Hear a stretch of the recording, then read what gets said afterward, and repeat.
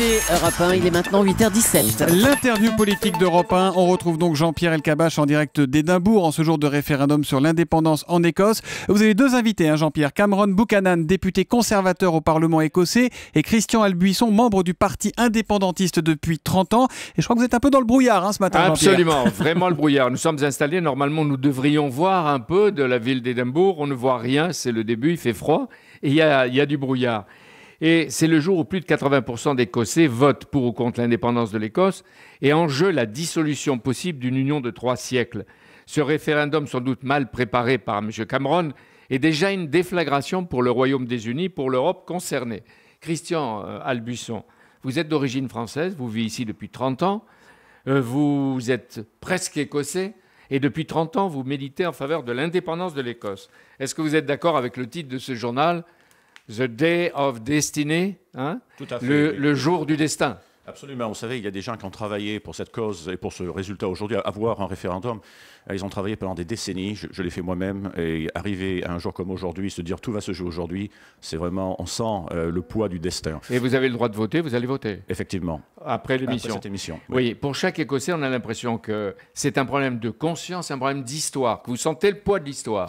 Oui, il y a certainement le poids de l'histoire, mais c'est aussi le futur. C'est pour le futur qu'on a ce référendum. Le futur des jeunes Écossais, pour l'économie, pour l'aspect social aussi, puisque c'est assez important. Et les Écossais sont assez frustrés parfois avec la politique sociale du gouvernement de Westminster. Mais vous ne craignez pas d'être moins protégés, moins bien soignés, plus endettés, plus pauvres?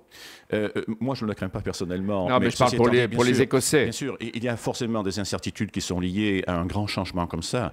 Mais je pense, et j'ai étudié la politique et l'économie écossaise depuis 30 ans, je pense que l'Écosse a vraiment le pouvoir d'améliorer sa situation. Toute la soirée, nous nous sommes promenés dans les parcs avec la petite équipe d'Europe 1, dans les parcs et les jardins, et nous avons assisté à des meetings et des rassemblements.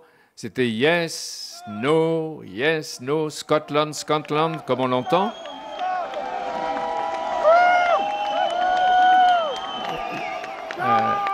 Christian Albuisson, les banques, les entreprises seraient délocalisées en Angleterre. En mer du Nord, vous avez 96% de la production de pétrole, 52% de gaz du Royaume-Uni.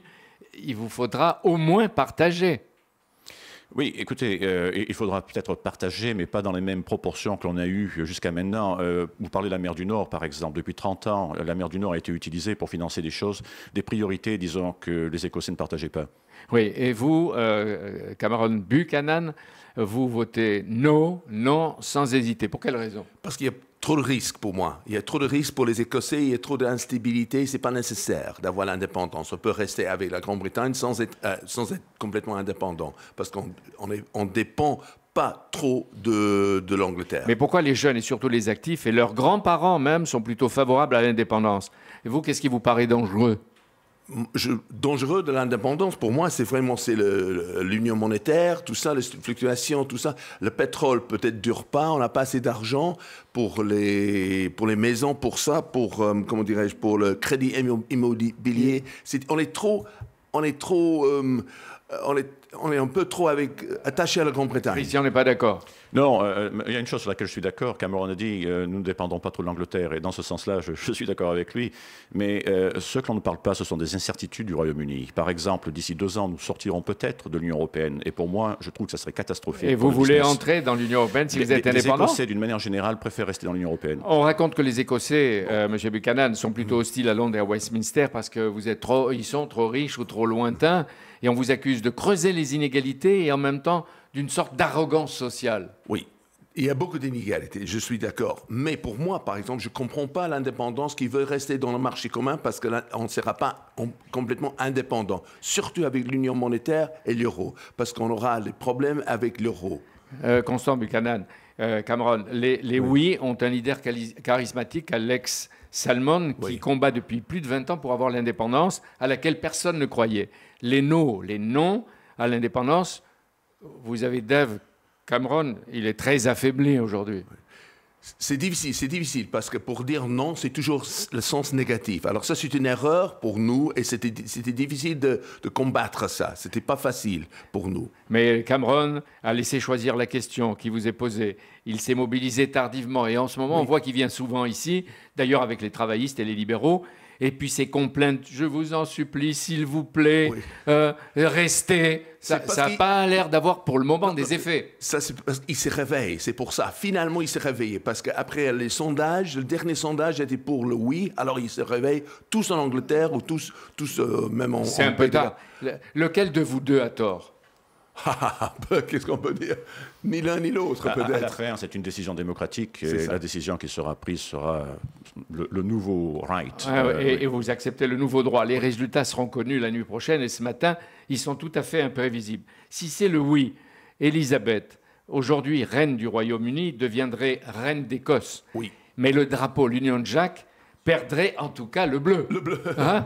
Effectivement, oui. Plus de bleu. Et alors pour l'hymne, à Édimbourg, Glasgow, Aberdeen, plus de God Save the Queen.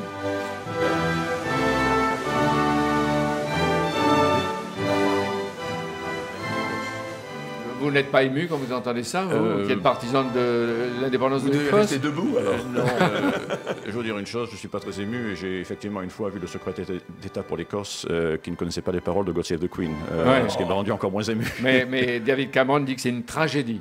Oui, mais bien sûr. Si vous perdez cela, le God Save the Queen. Non, j'espère qu'on n'a pas.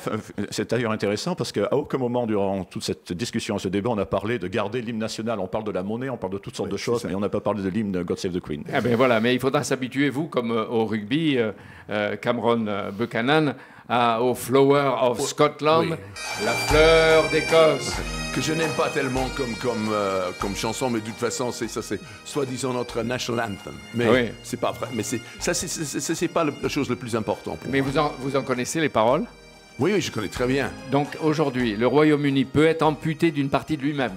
Oui. L'Écosse réclamerait sa place dans la zone euro et ferait gérer ses 2 centrales nucléaires, par EDF toujours. Et sa place au sein de l'Union européenne, mais pas forcément au sein de la zone euro. Exact. Au début, on serait dans le parking pour l'Union. Et alors, vous voulez plus de base de sous-marins nucléaires? Vous avez 4 lanceurs d'engins ici, près de Glasgow, vous n'en voulez plus? Non, effectivement. On pense que ces armes de destruction massive sont trop près d'une énorme agglomération, et depuis des décennies, les gens ont fait campagne pour s'en débarrasser. Et il faut dire qu'il faudrait la transférer en Angleterre, moyennant plusieurs dizaines de milliards d'euros. Londres pourrait renoncer à sa dissuasion nucléaire, comme on dit, océanique, et la France aurait les 2 composantes. Attention. Oui, mais le principe est qu'on mette, par exemple, les choses nucléaires en Angleterre. C'est pas tellement loin, alors c'est ridicule, parce qu'on ne peut pas être membre de l'OTAN. Oui, c'est une question d'argent, mais on ne peut pas être membre de l'OTAN si on n'accepte pas les armes nucléaires sur le terrain. Il y a beaucoup de membres de l'OTAN qui n'ont pas d'armes nucléaires sur leur terrain. Non, excuse-moi. Oui, d'accord, mais ils ont le droit d'avoir. Par exemple, l'Islande, Danemark, ils n'ont pas les armes nucléaires, mais ils peuvent accepter. S'ils refusent, c'est différent. Est-ce que vous, M. Albuchon, vous pouvez le convaincre de voter tout à l'heure pour l'indépendance? Je ne pense pas qu'à aucune ce chance, stade... aucun risque. Aujourd'hui, je pense que les jeux sont faits, rien ne va plus. Et vous? Moi, je dis non. Moi, j'ai pas peur de l'indépendance, mais je le veux pas. Je vois pas la nécessité parce qu'il y a trop de risques. Et si le non l'emporte, Cameron et les travaillistes ont promis que l'Écosse sera encore plus avantagée et plus autonome.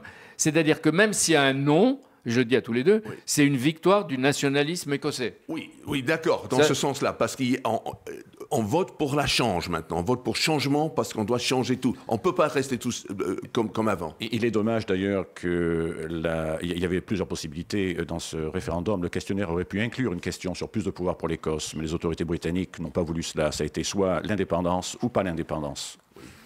Je suis d'accord, mais c'est pas une question de toute façon de l'indépendance, c'est une question plutôt de le pouvoir qu'on a. Et on a assez de pouvoir, mais il y a trop de risques. Je vais essayer d'écouter aussi Gordon Millan, qui est professeur de littérature et qui, lui, a choisi aussi le yes, le oui. Et en tout cas, les négociations, M. Buchanan, commenceraient vite si elles dureraient 18 mois jusqu'à l'indépendance, qui serait prononcé en mars 2016. D'accord, mais ça dépend de Westminster et ce sera pratiquement impossible. C'est un but, mais ce sera très difficile de faire ça en 18 mois parce que ça dépend du Parlement de Westminster. Oui, et vous alors, un mot, Gordon Millan? Bonjour. Oui. Oui. Pourquoi vous allez dire oui, vous? Écoutez, je ne vote pour aucun parti politique. Je ne suis pas nationaliste. Je vote pour une idée qui est un peu périmée. C'est pour la démocratie. Gouvernement du peuple, par le peuple, pour le peuple. Eh bien, c'est pour ça qu'il fallait entendre votre voix. La Grande-Bretagne, notre ennemi sous Napoléon, notre allié sous Churchill et de Gaulle, vote depuis 7 heures. Et encore une fois, dans le brouillard, le jour se lève à peine, jusqu'à 23 heures, heure de Paris. Elle change aujourd'hui de toute façon, Thomas. Oui. C'est un aller sans retour, un exemple bon ou mauvais pour les Catalans, les Flamands et d'autres encore. Un vrai casse-tête. Oui, mais c'est la divorce, mais on ne peut pas se marier. C'est avec la divorce, mais on ne peut pas se marier. Et ça se joue là, aujourd'hui, devant nous. Et toute l'Europe, au moins, vous regarde. Pour ceux qui vous regardent sur Europe1.fr, Jean-Pierre, vous avez 2 petits autocollants sur la chemise. À droite, c'est le yes. À gauche, c'est le non. Au moins, vous êtes sûr que vous serez dans le vrai d'ici demain matin. Absolument. Comme dit Gordon Milan, c'est la démocratie. Et allez, la neutralité. Merci. Et bonne journée là-bas en Écosse. À demain à Paris avec Brice Hortefeux. Évidemment. Merci, Jean-Pierre.